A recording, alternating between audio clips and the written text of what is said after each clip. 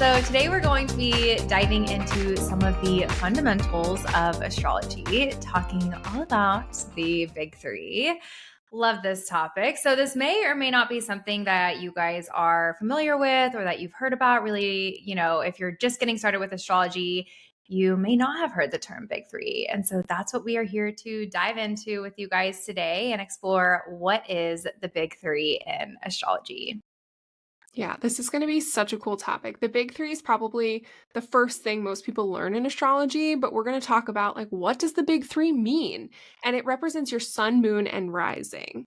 And, why are we calling it the big three? This isn't some weird football map. This isn't some way to designate big accounting firms. This is, a different way. And your sun, moon, and rising are the three most significant parts of you. Yeah, I remember. So Nicole, I don't know about you, but when I first discovered that I was more than a sun sign and that I had this moon sign and that I had this rising sign, my whole world opened up and I was like, wait, what? What is this? And this was, gosh, I never was into all those personality tests that we take because I hated answering all these questions about it was all the Enneagrams and Myers-Briggs and stuff like that. I could not stand those things. And I would have my best friend would always send me these, take this test, take this test. I'm like, I hate this because I can see myself in all of it. But when I discovered my big three, it was almost like, oh, this is a new way of looking at myself that one doesn't require me to answer all of these questions to actually figure out these parts of myself. But two, it also just took me deeper into parts of myself that I was like, oh, I didn't realize this about myself. For those of you who are just starting out, your big three is really this recipe of you, the three Mhm. key ingredients to this recipe of understanding who you are and who you're here to be in the world and what you're all about. Exactly, which is so funny. You're like, "I didn't like these personality tests."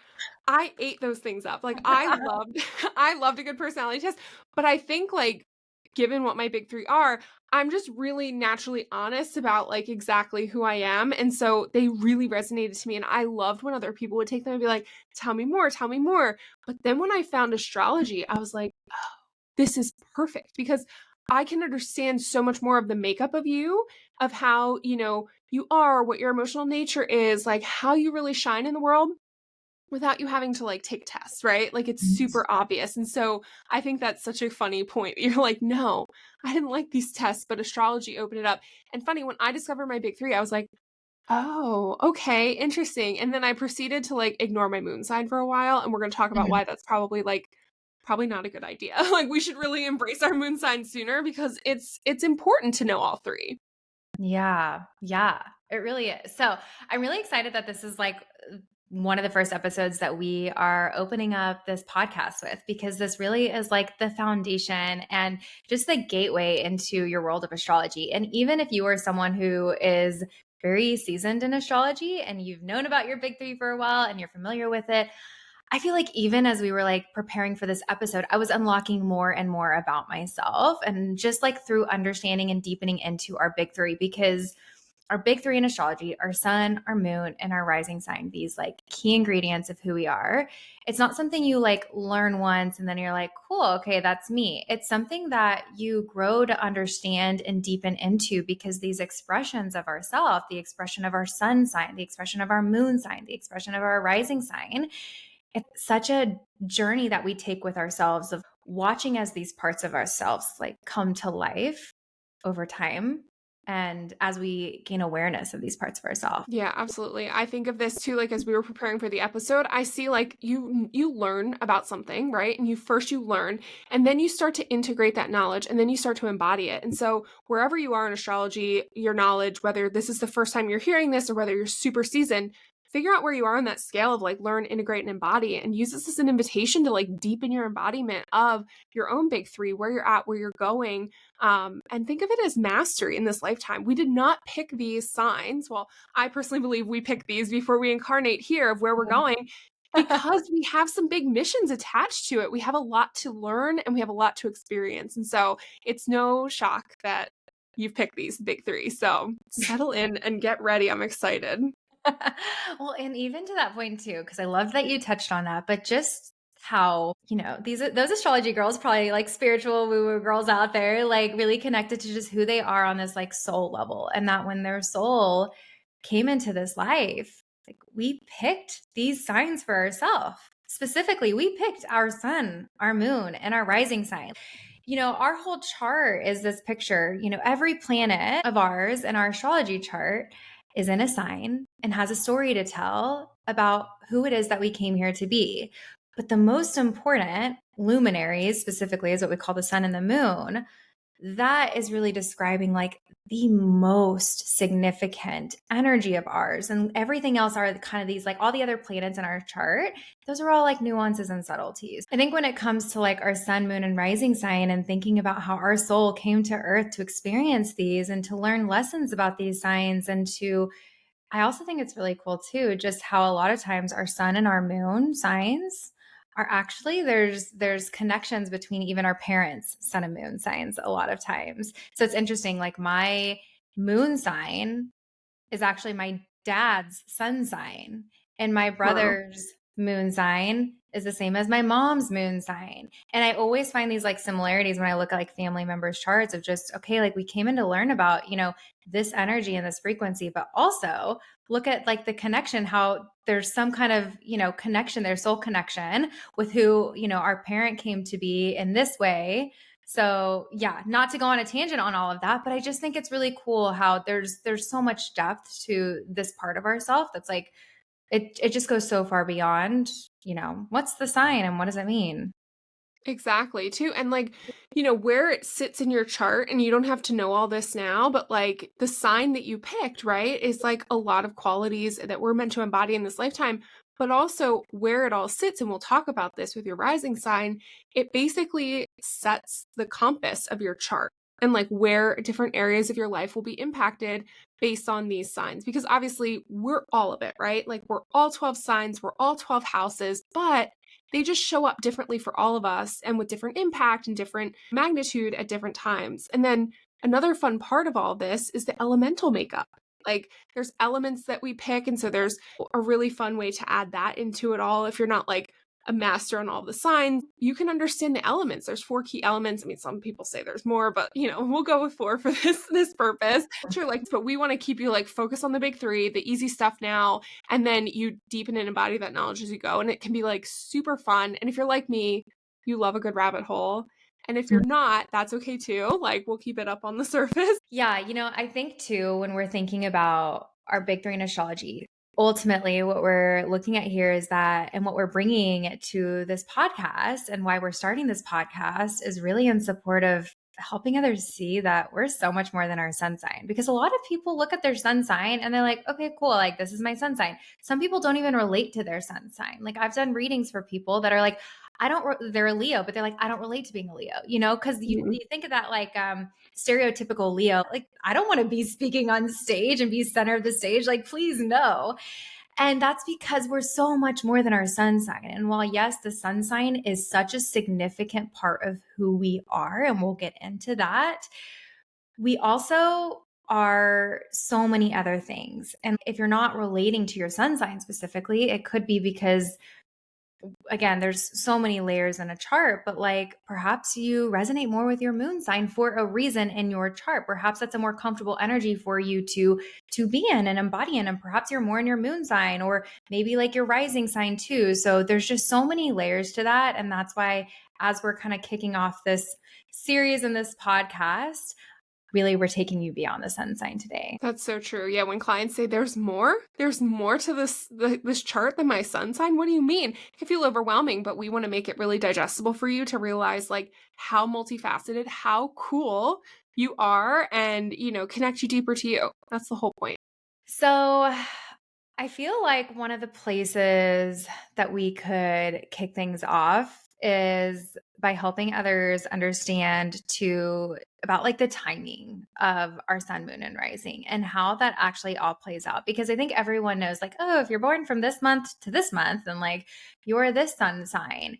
And so, yeah, great. Like, your sun sign. But like, as we're drilling down, your moon sign.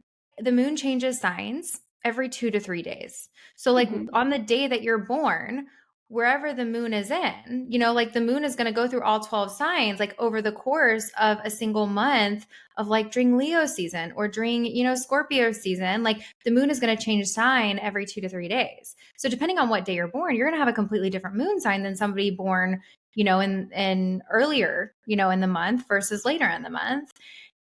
And then the rising sign, that's all based on like the exact time that you were born.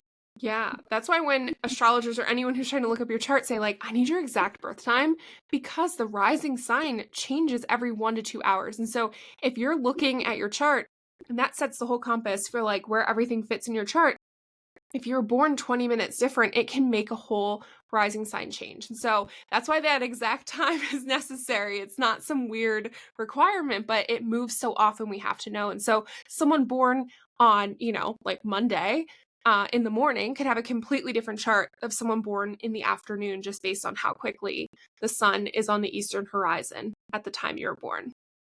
When you look at your big three and you look at the sign of your sun, the sign of your moon, and the sign of your rising sign, look at the elements of them. Do you have fire, air, earth? Do you have air, earth, water? Do you have earth, earth, water? Or do you literally have, so I know a couple of people actually, but there's one person in my life who's a triple Libra. Libra sun, Libra moon, Libra rising. And I'm like, okay, not only are you like triple air, but you're literally triple the same sign. So looking at that balance of yours, like if you're all air, wow, does that say a lot just about the journey you came here to live as a soul? So Mhm. Nicole, what's your elemental balance for your So big I'm three? water, water, fire. Okay, and see that's so interesting. If you think about water and fire, right? It's not Water puts mixing. out fire. So which part of that wins for you? Do you feel like the fire or the water?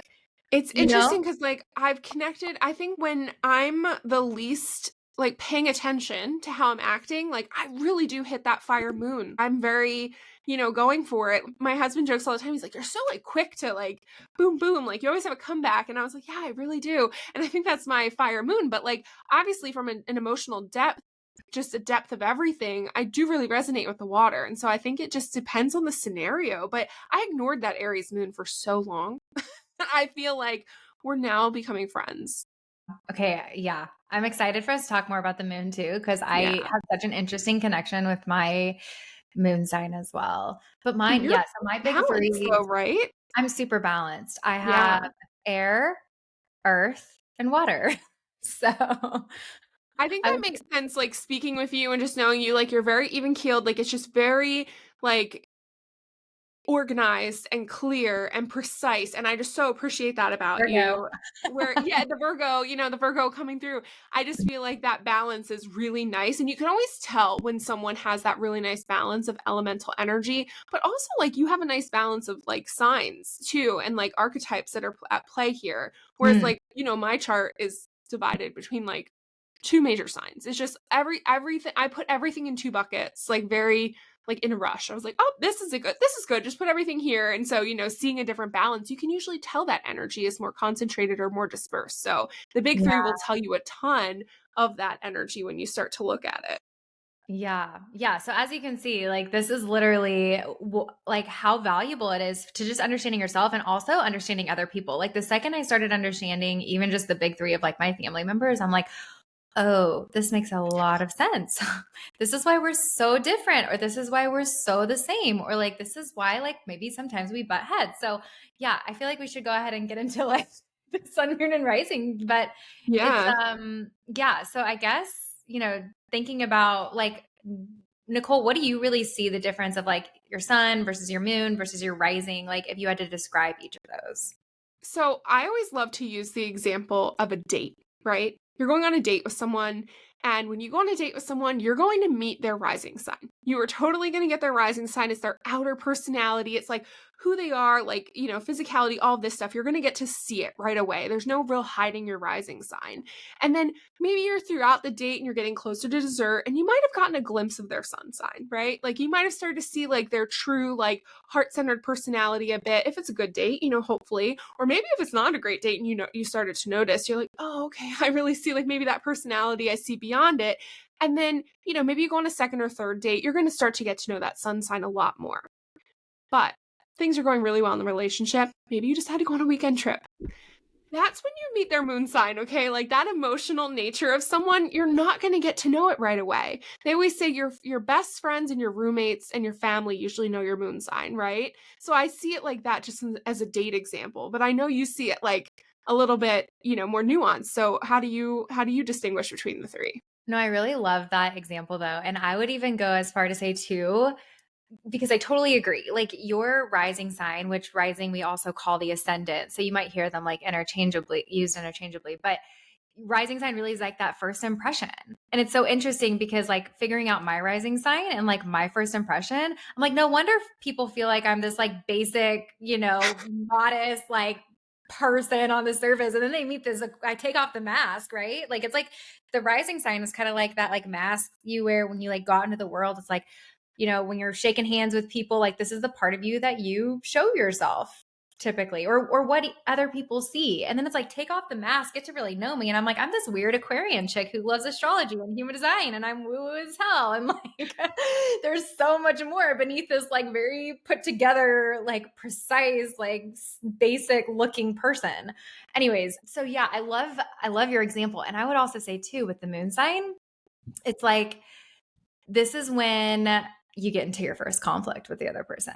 You start to see like who this person is when like their inner child comes out, like that little version of them who got their feelings hurt. It's like, what are their emotions? What's that emotional side of them? It's like you go on vacation, you get into conflict with them and you're like, oh, there's that moon sign, right? Just super Yeah, like, basic. for me, that's like me wanting to take my sandal off and, like, throw it.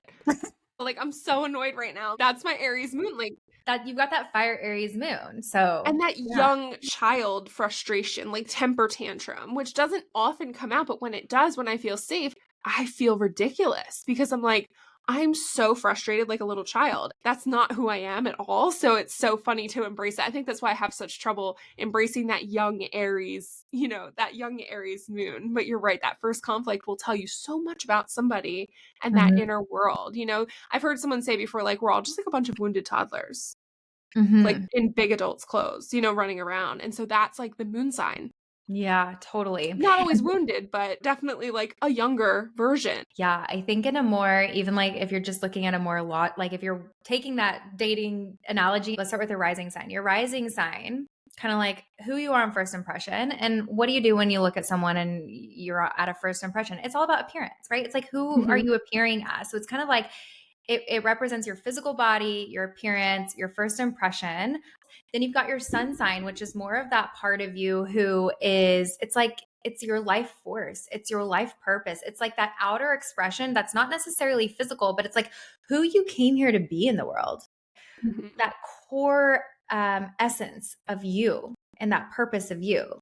And then you've got your moon sign, which is more of like the inner you, right? And if you think about it too, I love this, the two luminaries, the two luminaries that are exuding light, the sun during the day, the moon during the night. So it's like two ways that we're shining our own light. The sun, we're shining our light during the day. It's like who we are out in the world. The moon is how we're like shining our light when we're at home and behind closed doors that night. And like what we need when we're kind of, to be safe and in our safe space at home, and what it is that we're seeking kind of more on an inner level. yeah, and I always see, like, the sun is super masculine, right? And it's like, even if you're feminine, it doesn't matter, like, the sun just has masculine, like, kind of outer expression energy, whereas the moon is naturally feminine, very inner expression energy, and that mask that we all wear, well, not everyone. I personally don't wear a mask because my sun and my rising are the same, so it's like you get what you get type of thing, but, for a lot of folks who have different sun and rising signs, then you will experience, like, a three-layer type of person. Yeah. And so I think if we're like, as we're kind of stepping through each of these, really thinking about how each of these parts of you, like how you're expressing each of these parts of you every single day. And, how you are embodying these three parts of you and where they show up, right? This isn't about, like, as we're moving through describing each of these, it's not about using your mind to figure out how to be this. You already Mhm. are it.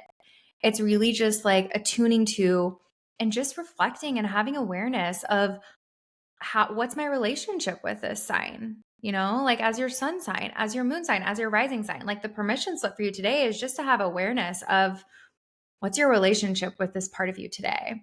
And then just having that awareness. And like as you deepen into that awareness and deepen into your own soul's journey, it's like you begin to like, I don't know, evolve in your own way, right? It's just this evolutionary journey with our signs.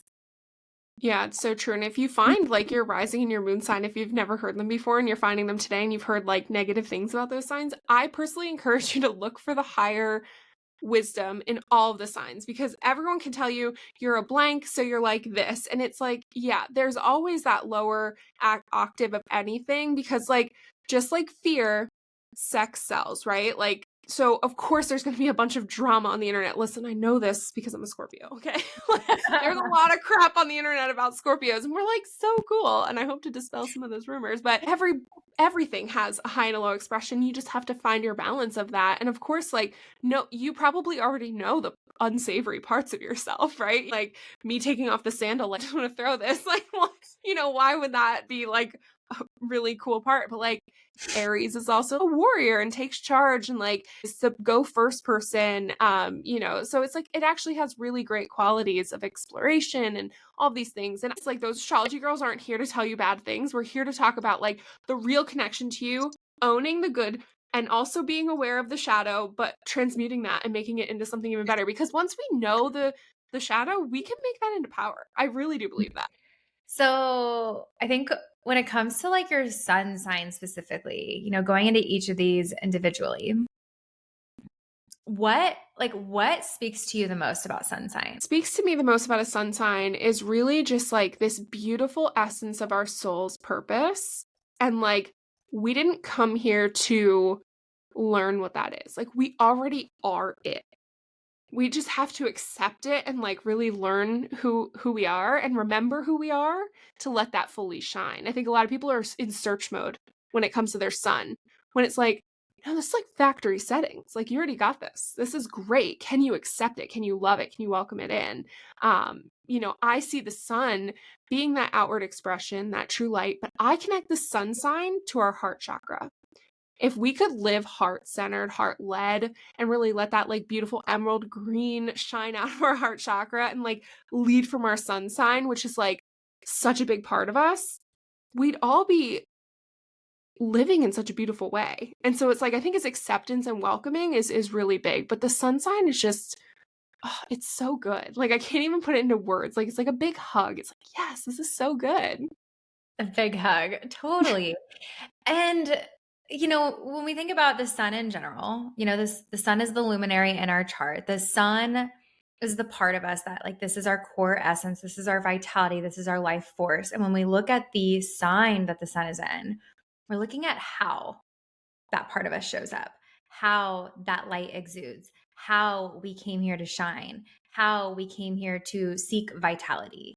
And so for you, depending on your chart as a whole, how that gets expressed or how you relate to your sign can be, it's your own experience for sure. Like it could come very easy to you, or it could be something that feels like a bit uncomfortable, right? Like just because it's your sun sign doesn't mean that it's something that is even something that's like super comfortable with you. And it's like, it's meeting that part of yourself and all the ways that it shows up, like accepting the parts of it where maybe it feels a bit wounded. For example, like my sun sign is in the same sign as my Saturn, and Saturn is all about lessons. So it's like, oh, okay, like there's something challenging for me to learn about this sign too. So it's like looking at where your sun sign is and allowing yourself to just kind of like deepen into this part of you, and perhaps, what part, like, how did you come here to live your purpose through this sign? Absolutely. Yeah, I think it's a great point. Like, where else is it touching in your chart? How is it? And like, if we think of this heliocentric, sun centric model, right? Like, back in the day, we thought like everything revolved around Earth. And that's not true. We revolve around the sun. Like, that's super important to take into consideration of how big of an influence the sun has on our charts, on our lives. And when we selected this, it was no mistake. if you think about it, the sun moves like every 30 days between signs. And so when people say like, "Oh, I'm a cusp baby," this is a personal it's a personal annoyance of my own. I'll tell you this now. It's like, no, you were born at either 0 degrees one sign or 29 the other. Like it's not you're not two things. You know what I mean? Your birthday may fall on a day where typically the sun is in a different sign, but you were either, let's just say, a Leo or a Virgo, right? Like you're not both. You can't be both signs. And so it's so unique. It is a choice, and every degree matters. And so the sun to me is just like, it is the center of your chart. But also, the whole point of this episode that Keelie and I talked about was like, we're so much more than our sun sign, but it's not to discount the fact that the sun makes up a huge part of who you are and that life purpose and that emanating soul that like came here to shine. Absolutely. And because I'm a human design, nerd and I love human design, I love relating to just some of the human design knowledge with astrology because in human design, what is talked about is how the sun energy, your sun energy makes up 70% of who you are. And in human design, it's actually what creates your life's work and what you came here to do. So there's so much there that, is here to just like flavor your entire chart. So for me, as an Aquarius energy, I think about how did I come here to shine through this Aquarius energy, which I'll add to that too. Like the sun is super uncomfortable in Aquarius. And that's just like through my own knowledge of like understanding like where the sun's comfortable and where it's not comfortable. And in Aquarius, it's one of the most uncomfortable places for the sun to be because Aquarius is the complete opposite of the ego, right? And the sun represents our ego. Like, let me shine. And Aquarius is like, let you shine. Like, let me shine the light on you. Like, let me bring the light away from you. So, like, I've had to have this whole just experience with myself of like, what does it mean to be an Aquarius? And like, how am I here to shine as an Aquarius? And also, like, really embrace letting myself be seen. So, it's, I'm still like deepening into this Aquarian energy within myself and ultimately what that means for me and living my purpose. But yeah, I think like one of the ways, the question to ask yourself looking at your sign is how did you come here to shine? Right? Every day when you wake up and you go out into this world, what's the energy that you're here to shine a light on? That you are the light shining. That's a great question. And it's a really deep one. It's so interesting because, like, that Aquarian thing, like, for years, I just did not understand Aquarius energy. I was just like, I do not get this. And then I remember discovering, like, my North Node, which we'll talk about in another episode about your North Node, but it's the only thing I have in Aquarius in my whole chart. Pluto, the planet of death, rebirth, transformation, is about to move into Aquarius. Like, this is the time to acquaint yourself with Aquarius, period. And I've just had so many Aquarians come into my life over the past few years, kind of like the universe saying, like, all right, Miss Scorpio, depth, transformation, you're going to meet this, like, alter ego, Aquarius energy and really run with it. And it's been so funny because Aquarius is really a cool sign. It's also fixed, which, there's elements in astrology, like modes of energy, and so Scorpio. And I feel like as a fellow fixed sign, my sun is like, hey, you know what? Scorpio has a difficult reputation. And learning about it, I was like, is this it? Like, I'm just a jealous, sex obsessed Mm. meanie? Like, no, that's absolutely not true. I mean, at least not all of it. Just kidding. Um, it's like, What not part of it? yeah, it's like, well, I'm also very private. No, I'm just kidding. So maybe you can decide.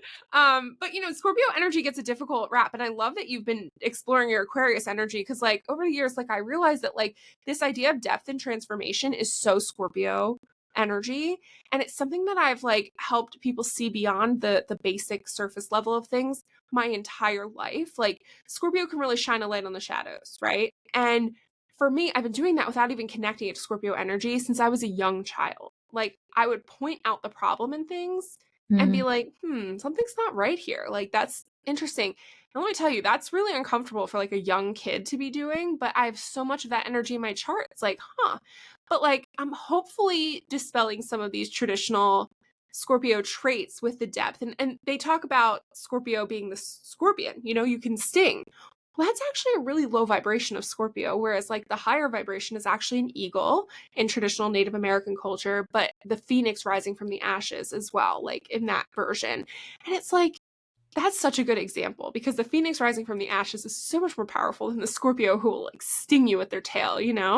Scorpio is like, gosh, one of my favorite signs. I don't really have anything in it other than Pluto, but it just, I mean, Also I loved your example too of like when you were a kid and you were always like pointing out the problem and things because Scorpio is this like investigative energy. It's like I'm going to get deep into the root of like deep into the depths of things. And so yeah, there's so many ways that we can just deepen into the energy of our sun sign and what it means for us too. And like no matter where you're reading information to, it's like taking what serves you and leaving what doesn't, right? Like if certain, because again, it's like there's a low vibration and a high vibration of everything. Like not everything resonates with me as an Aquarius. Like I didn't come here to maybe be the stereotypical Aquarian, right? Like, so there's just, it's like really looking at your sun sign and looking at in what way did you come here to express this really unique energy? Like, how are you uniquely expressing Scorpio, Aquarius?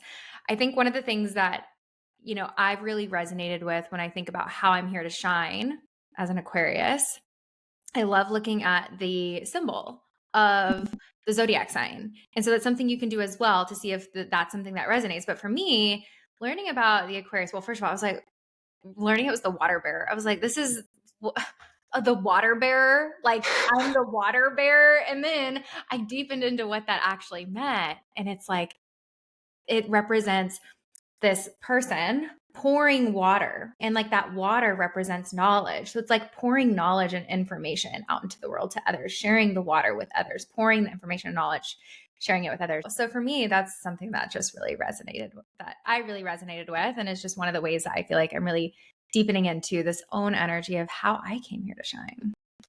And I know we're talking a lot about Scorpio and Aquarius.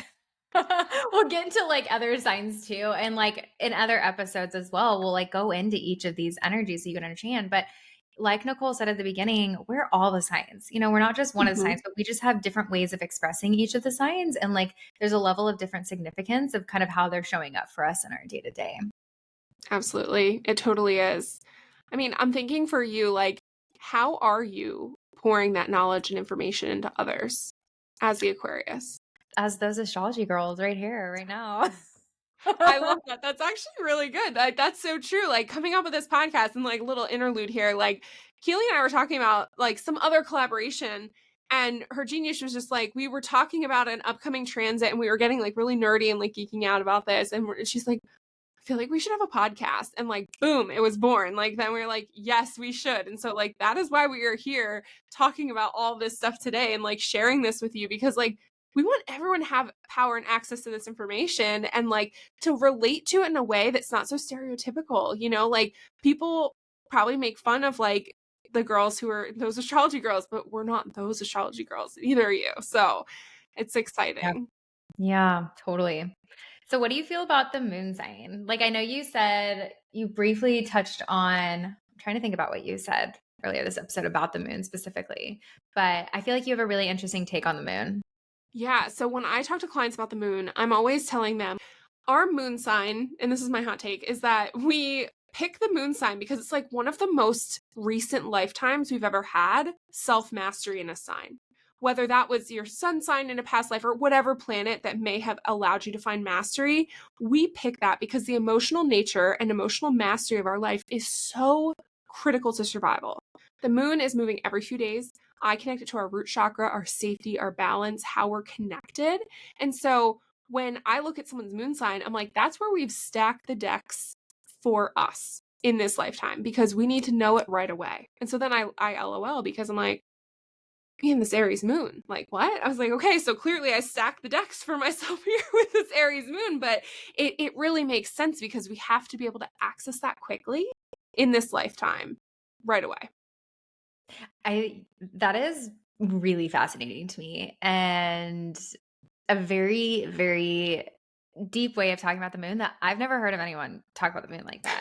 I think like on the surface, the way we talk about the moon is we say this is our emotional self, this is our inner self. Like these are our physical and emotional needs. So a lot of times too, I love thinking of the moon as a way that we can nurture ourselves on a daily basis. It's like, what do I need to feel emotionally nurtured and Mm. physically nurtured? Like, what do I need every single day? And, when we're out in the world and we're doing our work and we're doing our thing, like that's like our sun sign energy, as we talked about. When we come home at the end of the day, after a long day of work, it's like, in what way are we nourishing ourselves? And one way that you can think about nourishing yourself is by working intentionally with your moon sign energy and specifically just the element, right? Like, are you fire? Are you water? Are you earth? Are you air?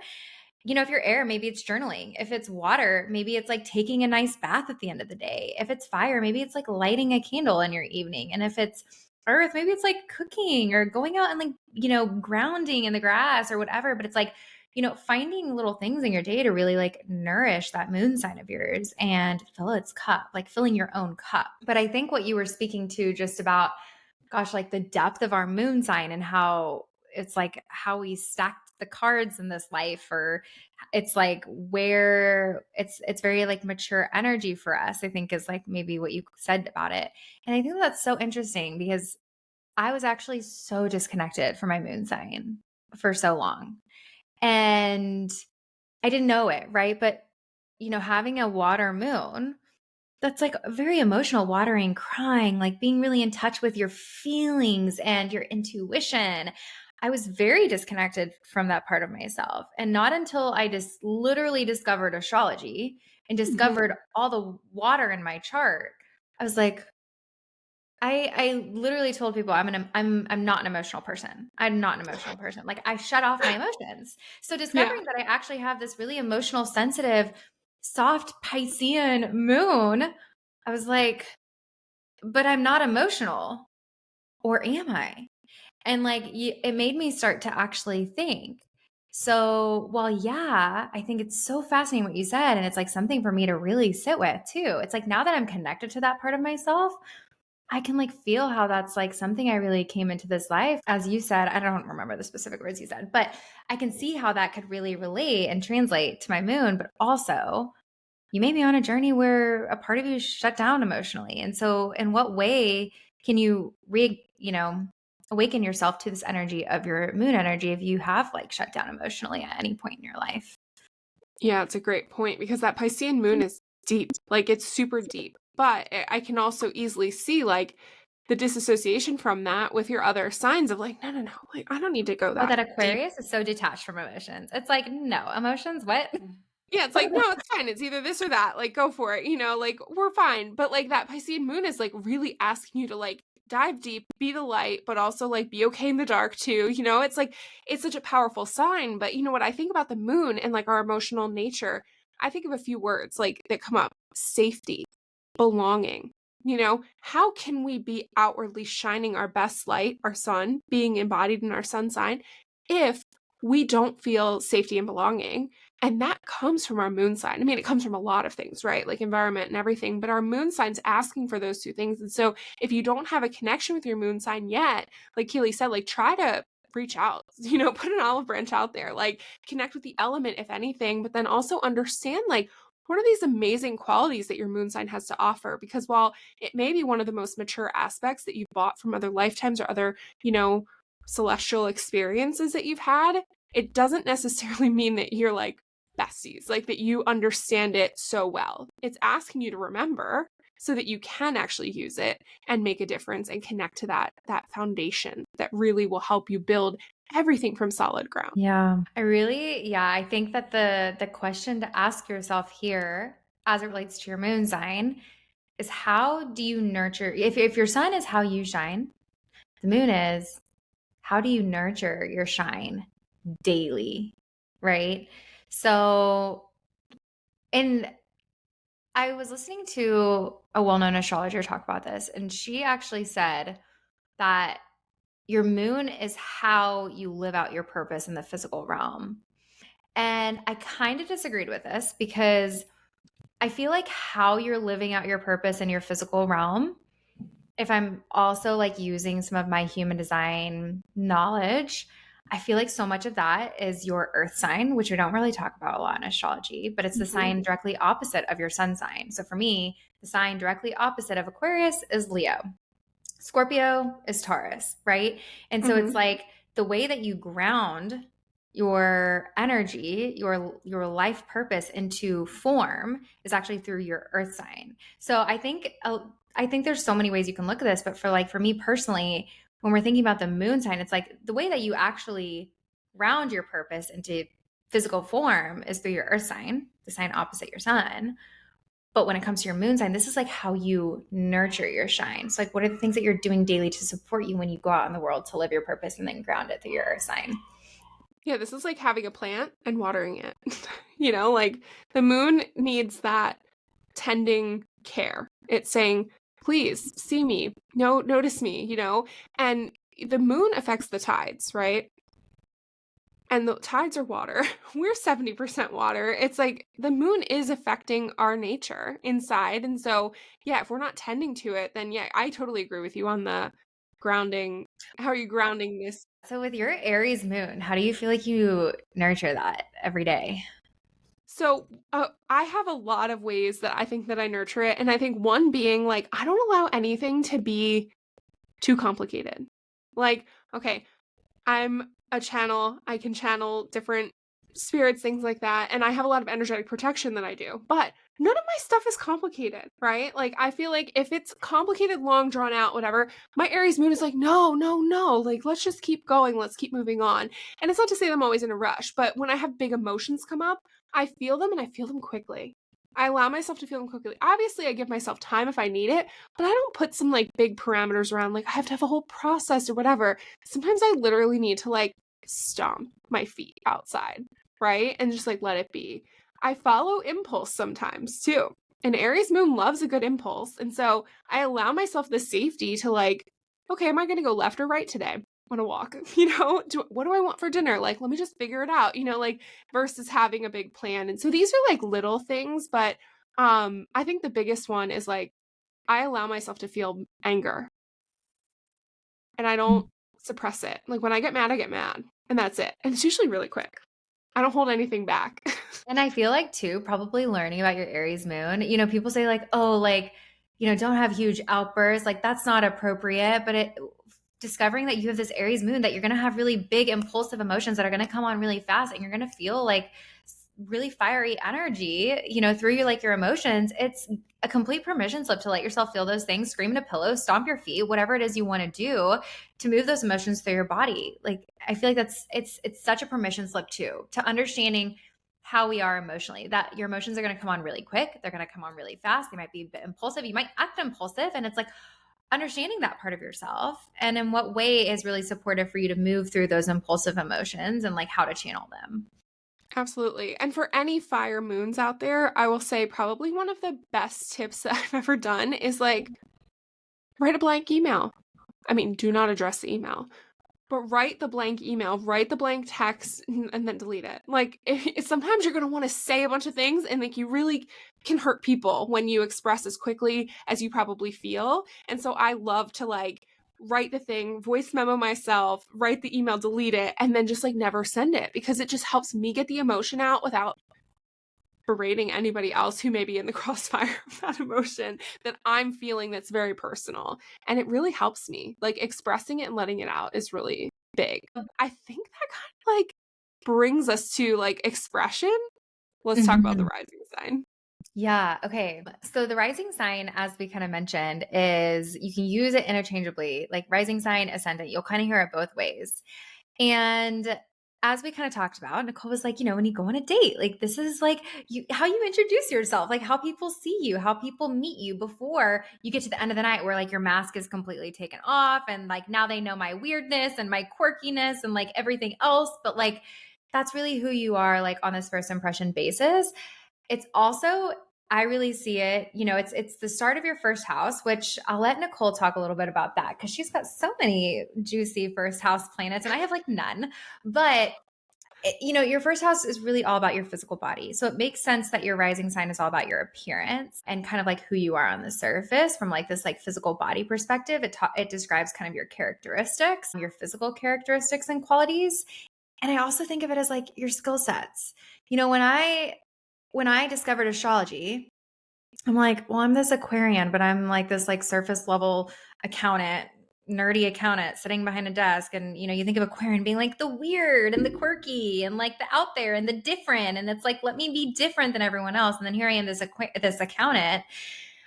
It's just interesting because I was like, wow, like that's so much of just who I am as a Virgo. Like on the surface, when people meet me, like they're meeting the accountant. Like I am the accountant on the surface, right? Well, who am I like underneath the accountant is the Aquarian in me. But I think too, one of the reasons I was so good as an accountant is because I have this like analytical side to myself. And it's like still all this translates into now the work I do in astrology and the work I do with human design. Like this Virgo ascendant, this Virgo rising in me, the skills that I have through this Virgo rising is like organized, detail oriented, right? Like think about like the physical touching skills that you kind of have. That's kind of how I think about the rising sign. Yeah, I love that. And because your sun sign is so different from your rising, like I can see people meeting you and then like they get to know you. And that's like I feel like that's my experience with you too. I'm like, oh, like she's so organized and like super like put together and yada yada. And I'm just like, I don't know, I'm like kind of like a tornado some days. Like I'm all over the place. And I'm also I love super the balance.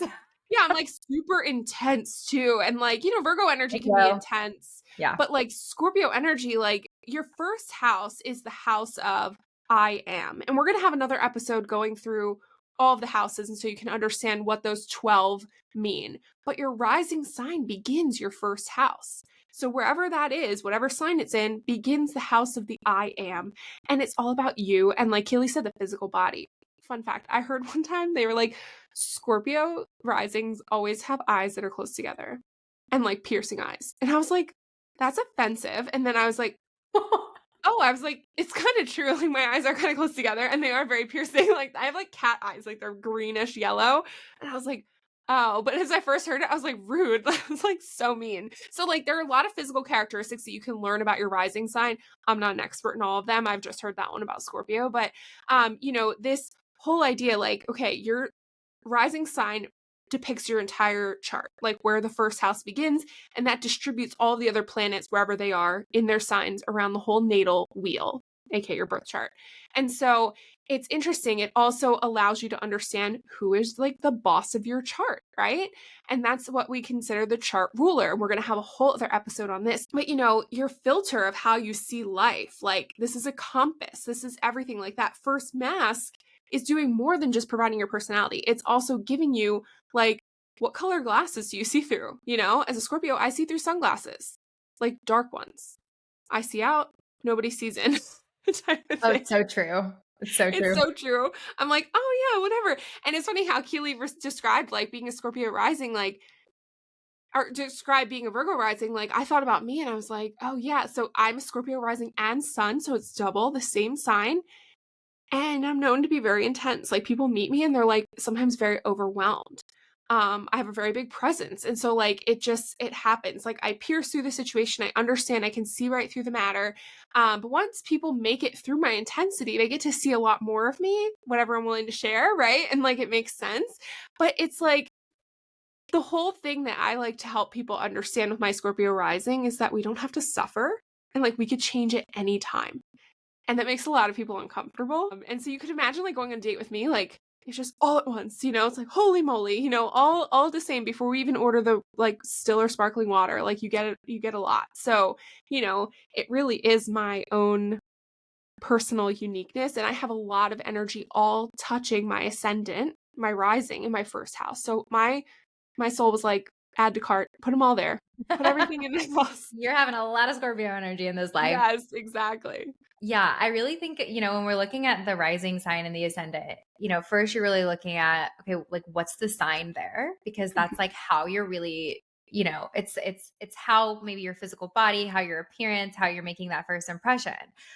The second step though is looking at like what are all those planets that like are in your first house or that like are in the sign of your rising sign, because that's adding like a really big layer and a bunch of other aspects to how you are showing up as this rising sign. Like your rising sign can be so much more than just that. Like it can be also your sun energy, and for you like Mercury and Pluto and Mars. I'm like looking at your chart, you got so many planets there. So like all of these Yeah. parts of you, are like shining through on that first impression. Your specifically your Pluto, your Sun, and your Mercury. It makes a lot of sense too why that intensity, because Pluto is such like an intense planet of ours.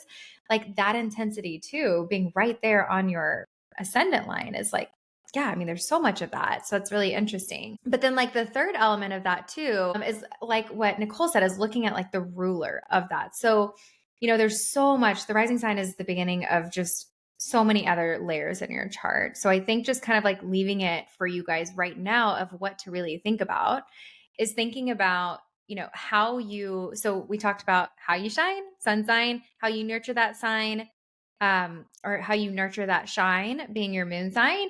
And then it's like, okay, how you're really shining on this like physical level, right? And like thinking about some of Mhm. those like skills and some of those like qualities of your rising sign, and perhaps how you're using those skills on a daily basis. So for me, thinking about how I'm using my Virgo skills on a daily basis, like my analytical skills, my detail oriented, my organization, like having this like very professionalism about me. Like that is all how I came here to present myself. So how am I using those skills on a daily basis, and how do they benefit me and support me in being this Aquarian shine out in the world?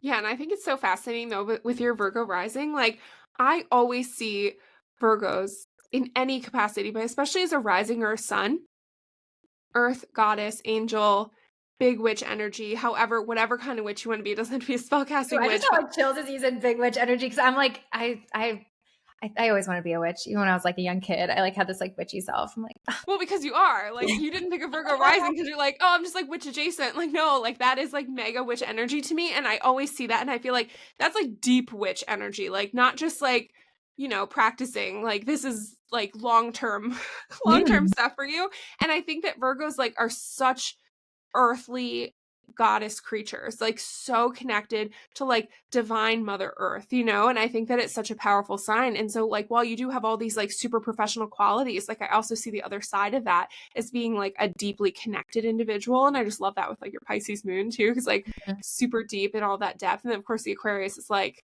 I'm here to be weird and cool and like all these other things. It's like such a unique combo and so fun.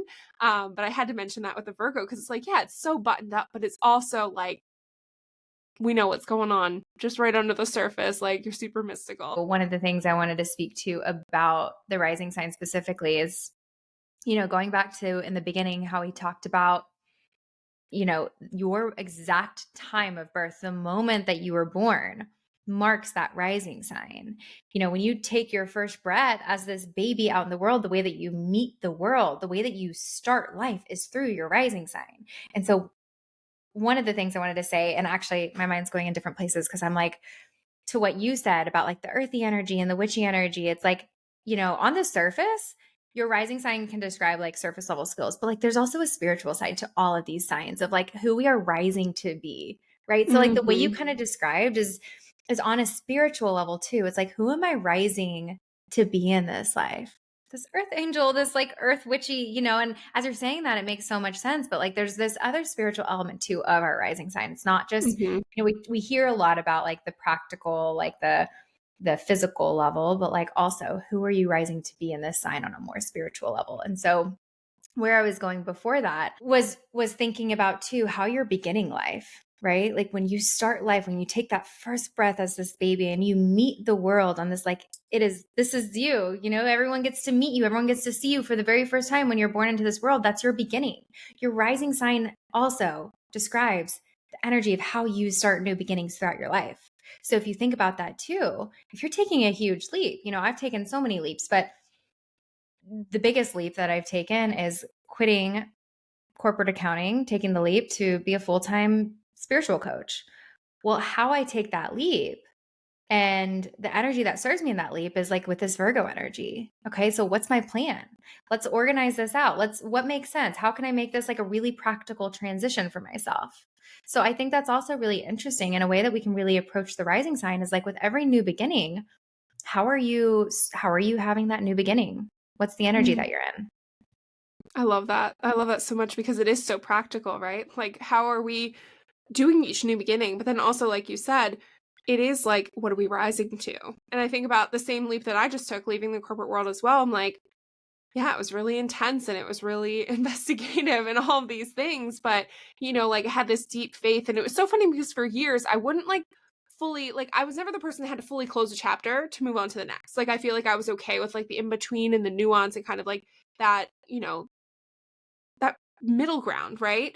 And Scorpio is really like rising from the ashes, like burn it down to rebuild. And so the fact that I like finally burn it down. I mean, nicely, I left. I was like, "Bye, everyone. See ya." It was all good.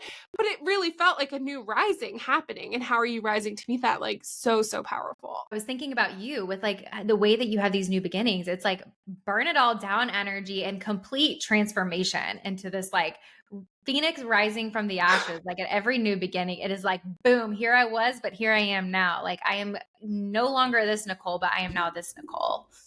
Oh, yeah, it's been absolutely wild, like, when you actually take the full initiative to, like, let the old go, what the new will give, like, oh my gosh, we'll talk about it one day, but I've just been, like, really astonished by, like, the way life has responded to me taking that move, like, I've never seen such incredible transformation in the span of time that I did when I finally was like, "Close the book, done." You know what I mean? So it's really, really fascinating, but what I was saying is, like, okay, we've talked about sun, moon, and rising, right? And one of the biggest things that people connect to astrology with is their horoscope, right? And the horoscopes are written, usually, spoiler alert, from a perspective of the rising sign. It's telling you where in what house you're experiencing these things for your chart. And so we're going to have a whole episode on houses. But if you take nothing else away from this whole episode, is to one, look up your sun, moon, and rising. But also double check when you read a horoscope or you read general astrology content online, read for your rising sign. I always tell people read for your rising, also take a look at your sun. And I've always wondered, why was it so accurate for me all these years and other people not so much? I was like, well, my sun and rising are the same. So it was always making sense. So yeah, that's one huge tip that Keelie and I are both like, yeah, people don't realize this as much. Maybe you already do and you're like an expert. Check for you. Yeah, I do not. I mean, you can read for your sun sign, but I mean, I read for my rising sign. So yeah, Mhm. that is a total takeaway for you. Like starting today, start reading your horoscopes from your rising sign and then read them for both. You can even read them for your moon if you want to, like read them for all three, but know that your rising sign is going to provide you with like this layer of accuracy around truly like what area of your life it's impacting. Absolutely. Yeah. Yeah, think of your rising sign as like your go-to karaoke song. Oh yeah. Yeah. I It's like like where you sound the best. I've never sung karaoke, but if I did, you better believe it would be the song I know every word to. I'd be so good at because like that's what your rising sign is. It's like, oh yeah, we got this, no problem. Like, oh yeah, I don't need the words. Like I'm ready to go and like have a whole mic routine. Like that's your rising sign. It's your superpower. Mm. It's potent for a reason. And I hope that you can now take this knowledge and really start to embody it even further, or like make a relationship with your rising sign, make a relationship with your big three and see how they all work together because they are all working together really specially to make up, as Keely said, the recipe of you. And like, there's no such thing as a one ingredient thing. Even if you're making like very easy, like bread, it's water and flour, plus heat. We gotta bake it. We'll have instructions on where you can go to easily find your sun, moon, and rising in case you're not familiar, to just pull a quick chart, which won't be hard to read. Yeah. Yep. We will add those inside of the show notes. So, Nicole and I are so excited to just go deeper into all the topics that we touched on today, even more so in our future episodes. And we're just excited to be here as those astrology girls supporting you in your journey of discovering yourself, bringing to you all the interesting and enlightening fun conversations. So, thank you guys so much for tuning in with us today. And if you enjoyed today's episode, then we invite you to share this episode with any other fellow astrology girls, friends out there that you think would enjoy this episode. And if you also share this episode on your socials, just to help us get the podcast out there, be sure to tag us at those astrology girls. Well, we will see you next week on Those Astrology Girls.